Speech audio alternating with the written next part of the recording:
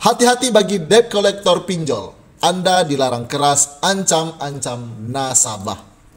Jika masyarakat yang merasa menjadi korban penagihan tidak beretika oleh debt collector pinjol, atau jika ada masyarakat yang terjerat layanan dari pinjol ilegal, jangan takut, segera laporkan ke kontak resmi OJK.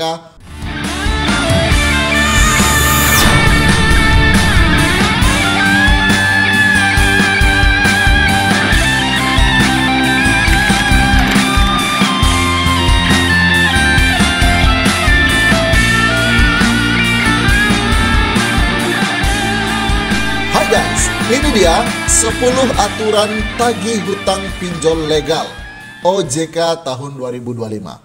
Hati-hati bagi debt collector pinjol. Anda dilarang keras ancam-ancam nasabah. Otoritas Jasa Keuangan OJK telah mengatur ulang mekanisme penagihan utang oleh debt collector pinjol sejak 1 Januari 2024. Aturan tersebut ditegaskan sebagai bagian dari upaya penguatan perlindungan konsumen dan pembenahan ekosistem keuangan digital di Indonesia agar lebih beretika. Langkah tersebut dilakukan oleh OJK untuk menjawab keresahan masyarakat terkait praktik penagihan yang seringkali melanggar etika, mengganggu kenyamanan, bahkan tak jarang disertai intimidasi. Dalam aturan terbaru, OJK telah merinci sejumlah ketentuan yang wajib dipatuhi oleh penyedia layanan pinjaman online atau pinjol legal, termasuk perusahaan penagih hutang atau debt collector. Kebijakan tersebut juga sejalan dengan meningkatnya kasus pengaduan masyarakat kepada Satgas Waspada Investasi terkait penyalahgunaan data pribadi dan penagihan tak manusiawi yang kerap dilakukan oleh debt collector pinjol ilegal. Aturan pertama, yaitu pembatasan jam penagihan oleh debt collector pinjol ke debitur. Dalam aturan baru ini, OJK membatasi jam penagihan utang oleh debt collector pinjol kepada debitur. Penagihan utang hanya boleh dilakukan oleh debt collector pinjol antara pukul 08.00 hingga pukul 20.00 waktu setempat. Penagihan di luar jam tersebut dinyatakan sebagai pelanggaran dan masyarakat diimbau untuk segera melaporkannya ke OJK. Pembatasan ini diberlakukan untuk menjaga kenyamanan dan privasi debitur, terutama saat malam hari atau di luar waktu kerja. Aturan kedua, yaitu debt collector pinjol dilarang keras mengancam dan menyebar data pribadi. Dalam aturan baru ini, OJK secara tegas melarang penggunaan kekerasan, ancaman, intimidasi verbal, dan tindakan tidak etis lainnya dalam proses penagihan, termasuk penyebaran data pribadi seperti nama, alamat, dan informasi pinjaman yang melanggar hak konsumen dan dapat dijerat pidana. Penagihan wajib dilakukan dengan profesional, transparan, dan menghormati hak debitur. Aturan ketiga, perusahaan pinjol atau debt collector pinjol yang melanggar bisa dipenjara hingga 10 tahun. Yang menjadi dasar hukum dari aturan ini merujuk pada Undang-Undang Nomor 4 Tahun 2023 tentang pengembangan dan penguatan sistem keuangan, Undang-Undang PPSK. Dalam undang-undang ini, setiap bentuk penagihan yang dilakukan oleh pihak tidak terdaftar, tidak berizin atau melanggar hukum dapat dikenakan pidana 2 hingga 10 tahun dan denda hingga 250 miliar rupiah.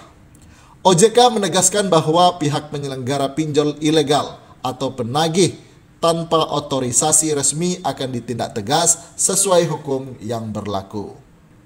Aturan keempat, yaitu pembatasan bertahap bunga pinjaman konsumtif.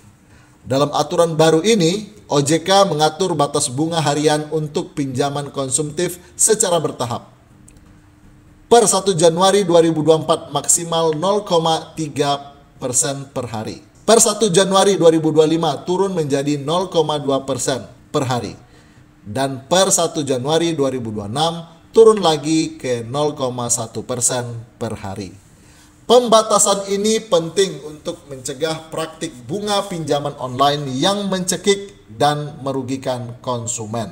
Aturan kelima, yaitu OJK menurunkan denda keterlambatan. Dalam aturan baru ini, bersamaan dengan bunga, denda keterlambatan pun diturunkan secara bertahap. Tahun 2024 maksimal 0,3% per hari. Tahun 2025 maksimal 0,2% per hari. Dan tahun 2026 maksimal 0,1% per hari. Langkah ini bertujuan agar debitur tidak semakin terjebak utang akibat denda yang tinggi dan berlarut-larut. Aturan keenam, yaitu ketentuan baru pinjaman produktif. Dalam aturan baru ini untuk kategori pinjaman produktif yang umumnya digunakan oleh UMKM, OJK menetapkan bunga harian maksimal 0,1% mulai Januari 2024 dan turun menjadi 0,067% mulai Januari 2026. Denda keterlambatan juga disesuaikan berdasarkan tahun dan besaran bunga yang berlaku. Ketentuan ini diharapkan mampu mendukung pertumbuhan ekonomi produktif, terutama sektor UMKM, tanpa membebani pelaku usaha. Aturan ketujuh, yaitu maksimal 3 pinjaman aktif bagi debitur. Dalam aturan baru ini, debitur hanya diperbolehkan memiliki maksimal 3 pinjaman aktif di berbagai platform pinjol resmi secara bersamaan. Tujuannya adalah untuk menghindari praktik gali lubang, tutup lubang yang berisiko gagal bayar berantai. Penyelenggara pinjol juga wajib memiliki sistem mitigasi risiko, termasuk kerjasama dengan perusahaan penjamin atau asuransi yang sudah mengantongi izin dari OJK. Aturan ke-8 yaitu kewajiban verifikasi identitas debt collector atau penagih utang pinjol. Dalam aturan baru ini, penyelenggara pinjaman online legal kini diwajibkan memastikan bahwa pihak penagih utang telah terverifikasi identitasnya. Debt collector wajib menunjukkan identitas resmi saat melakukan penagihan, termasuk surat tugas dan bukti keterkaitan dengan perusahaan pinjol. Hal ini guna mencegah praktik penipuan atau penyalahgunaan data debitur. Aturan ke-9 yaitu pengawasan OJK melalui sistem pelaporan terintegrasi. Dalam aturan baru ini untuk melakukan pengawasan, OJK kini memiliki sistem pelaporan dan pengawasan terintegrasi berbasis digital terhadap perusahaan pinjol, termasuk proses penagihan.